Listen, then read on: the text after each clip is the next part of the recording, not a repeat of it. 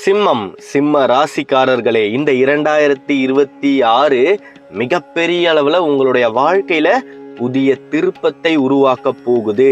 இந்த வருடம் சாதாரண வருடம் கிடையாது. இது உங்களுடைய கர்மா, அதாவது பூர்வ ஜென்மத்தில் நீங்க செய்த கர்மா உங்களை உயர்த்தக்கூடிய நேரம் இது. முன்னோர்களுடைய ஆசீர்வாதத்தை சிம்மம் பரிபூரணமாக பெறப்போகுது. நீங்க இப்போ சந்திக்கக்கூடிய சில விஷயங்கள் சாதாரணமாக நீங்க நினைத்து கொள்ளாதீங்க. அது தற்செயலாக நடப்பது இல்லை. இது ஏற்கனவே உங்களுடைய வாழ்க்கையில நடந்த அதே விஷயம்தான், ஆனா வேற மாதிரி நடந்திருக்கும். நான் நேரடியாக சொல்றேன், இந்த முறை நீங்க சரியான முடிவை எடுக்கலனா உங்க வாழ்க்கை இதுவரைக்கும் நீங்க என்ன சந்திச்சீங்களோ அது திரும்ப திரும்ப நடந்துகிட்டே இருக்கும். அதனால வரக்கூடிய இந்த தமிழ் புத்தாண்டுல இருந்து நீங்க சரியான முடிவை சரியான நேரத்துல எடுக்கணும். அதுதான் ரொம்ப முக்கியம். இது நாள் வரைக்கும் பிறகு பார்த்துக்கலாம், அப்புறமா செஞ்சுக்கலாம் அப்படின்னு தள்ளி போட்டுக்கிட்டே இருந்தீங்க இல்லையா? அந்த தவறை இனியும் செய்யாமல் இருங்க. இந்த தமிழ் புத்தாண்டோட ஆரம்பத்திலேயே என்ன நடக்கும்னா, உங்களுடைய மைண்டு ஸ்டேபிளா இருக்காது. தேவையில்லாத எண்ணங்கள் வரும்.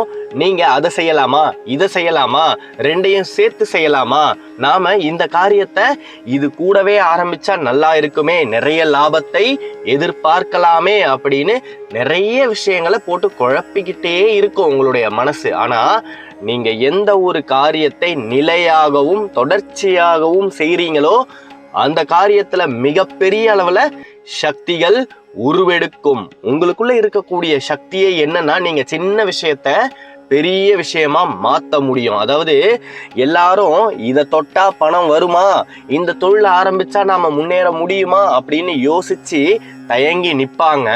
ஆனா நீங்க அந்த தொழிலில் மிகப்பெரிய ஒரு சூட்சமத்தை கண்டுபிடித்து மாபெரும் வளர்ச்சியை அடைவீங்க. அப்பேற்பட்ட திறன் உங்களுக்குள்ள இருக்கு. இது எல்லாமே இருந்தாலும் வேலை செய்யக்கூடிய இடத்துல எனக்கான மரியாதை இல்லை, என்னுடைய உயர் அதிகாரி என்ன ஒரு மனுஷனாவே மதிக்க மாட்டேங்கிறாரே அப்படின்ற கவலை அதிகமாக இருக்குது. வேலை செய்யற இடத்துலதான் நிம்மதி இல்லைன்னா சிம்மம் வீட்டுக்குள்ள நுழைஞ்சதுமே சிம்மத்தின் மீது 1008 புகார்களும் பிரச்சனைகளும் வந்து உட்காரும். ஏன்னா நீங்க ஒருத்தர் தான் எல்லாத்தையுமே தாங்கக்கூடிய அளவுக்கு உங்க குடும்பத்திலேயே இருப்பீங்க. அதை அவர்கள் நன்றாகவே தெரிந்து கொண்டு உங்க மேலேயே எல்லா பழியையும் போடுவாங்க. நீங்க தான் எல்லா பிரச்சனைக்கும் காரணம் அப்படின்னு சொல்லுவாங்க. அதையெல்லாம் தயவு செய்து நீங்க காதில் வாங்கி கொள்ளாதீங்க. இதெல்லாமே ஏன் நடக்குது தெரியுமா? கேது உங்களின் ராசிக்குள்ளேயே இருக்கு.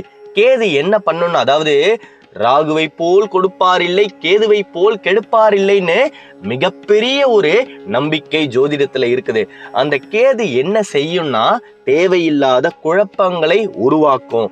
உங்களுக்குள்ள இருக்கக்கூடிய பழைய ஞாபகங்களை மறுபடியும் உங்களுடைய சிந்தனைகளுக்கு கொண்டு வரும். நீங்க அந்த பழைய ஞாபகங்களை யோசித்து யோசித்து நாம அன்னைக்கு அதை செஞ்சிருந்தா நல்லா இருந்திருக்கலாமே அப்படின்னு மன உளைச்சல்ல இருப்பீங்க.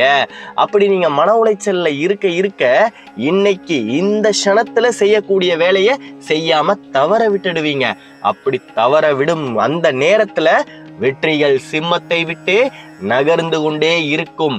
அந்த மாதிரி நடக்கும் பொழுது நீங்களே ஃபீல் பண்ணுவீங்க, நான் யாரு, நான் என்னதான் பண்ணிக்கிட்டு இருக்கிறேன், என்னுடைய வாழ்க்கையில எல்லாமே சரியாதான் போகுதா அப்படின்ற ஒரு கேள்வி உங்களின் மனதிற்குள் ஆழ் மனதுல சத்தமே இல்லாம ஒலிக்கும். அதுதான் உங்களுடைய வாழ்க்கையை திசை திருப்பக்கூடிய தருணம். நீங்க இந்த தமிழ் புத்தாண்டுல இருந்து முக்கியமா கவனிக்க வேண்டிய விஷயம் என்னன்னா, நீங்க உங்களுடைய லட்சியத்தை நோக்கி நகரக்கூடிய காரியங்களும் விஷயங்களும் நடக்கும், நிச்சயமாக நடக்கும். நீங்க நான் மிகப்பெரிய அளவுல ஒரு வீட்டை வாங்கணும், அந்த நிலத்தை வாங்கணும், இந்த வேலையை நான் அடைந்தே தீரணும் அப்படின்னு நினைச்சுக்கிட்டு இருந்தீங்கன்னா அதற்கான சம்பவங்கள் நடக்கும், நடக்க ஆரம்பிக்கும். அது நீங்க எதிர்பார்த்த மாதிரி நடக்கலனாலும் பூடகமாக நடக்கும். விதி என்னைக்குமே நீங்க கேட்கக்கூடிய விஷயங்களை அப்படியே உங்களுடைய கையில கொண்டு வந்து கொடுத்துடாது, மறைமுகமாக தான் கொடுக்கும். நீங்க அதை உன்னிப்பாக கவனிச்சு பார்த்தீங்கன்னா மிகப்பெரிய அளவுல உங்க வெற்றிக்கான ரகசிய பாதை அந்த விஷயத்துல இருக்கும்.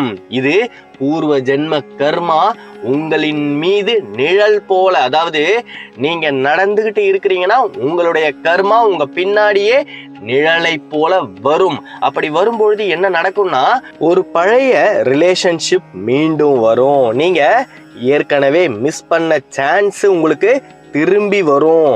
ஒரு நபரை நீங்க வேணாம் அப்படின்னு ஒதுக்கி வச்சிருப்பீங்க, அந்த நபர் உங்களுடைய வாழ்க்கையில மறுபடியும் வரக்கூடிய சூழ்நிலைகள் ஏற்படும்.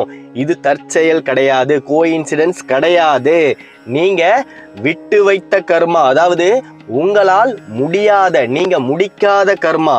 ஆனா விஷயம் என்னன்னா, இதுல உங்களுக்கு ஒரு கிளாரிட்டியே இருக்காது. இதை செய்யலாமா வேணாவா, இதை நாம மறுபடியும் ஆரம்பிக்கலாமா வேணாமா அப்படின்ற ஒரு குழப்பத்தை ராகு கொடுக்கும். அதனாலதான் இந்த புத்தாண்டுல நீங்க எந்த ஒரு தேவையில்லாத விஷயத்திலையும் இறங்கணும் அப்படின்னு நினைக்காம இருப்பது ரொம்ப ரொம்ப நல்லது. வரக்கூடிய ஜூன் மாதத்துல மிகப்பெரிய அளவுல குருவின் நிழல் உங்க மேல படப்போகுது. குரு என்ன செய்யும் அப்படின்னா, நீங்க எதுல ரொம்ப குழம்பி இருக்கிறீங்களோ அந்த விஷயத்துக்கு மிகப்பெரிய ஒரு தெளிவான தீர்வை கொடுக்கும். உங்க மனசு ஏற்கனவே ரொம்ப காயப்பட்டு இருக்கு, அந்த காயங்கள் மெதுவாக குணமாகும். அந்த விஷயத்த குரு செய்யும். நீங்க எந்த பாதையில நடக்கணும் அப்படின்னு யோசிச்சுக்கிட்டு இருக்கிறீங்களோ அந்த பாதையில உங்களை குரு கையை பிடிச்சி இழுத்துக்கிட்டு போகும். மிகப்பெரிய அளவுல சிம்மம் விழுந்த இடத்துல இருந்தே எழுந்து நிற்க போகுது. இதுதான் உங்களுடைய உண்மையான ரியல் கம்பேக் ஃபேஸ்னே சொல்லலாம். அதனால இந்த 2026ல சிம்மம் இனிமேலும் கஷ்டப்படாமல் இருக்கும். அதுல எந்த விதமான மாற்று கருத்துமே கிடையாது. தேவையில்லாத குழப்பங்களில் நீங்களே போய் மாட்டிக்காதீங்க.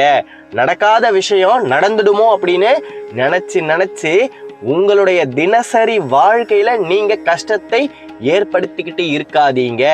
உங்களுக்கு இனி கஷ்டகாலம் கிடையாது. காரணம் என்னன்னா, எல்லா கஷ்டங்களையுமே நீங்க கடந்த காலத்திலேயே அனுபவிச்சு முடிச்சாச்சு. இனி எந்த விதமான கஷ்டங்களும் உங்களுக்கு நிகழவே நிகழாது.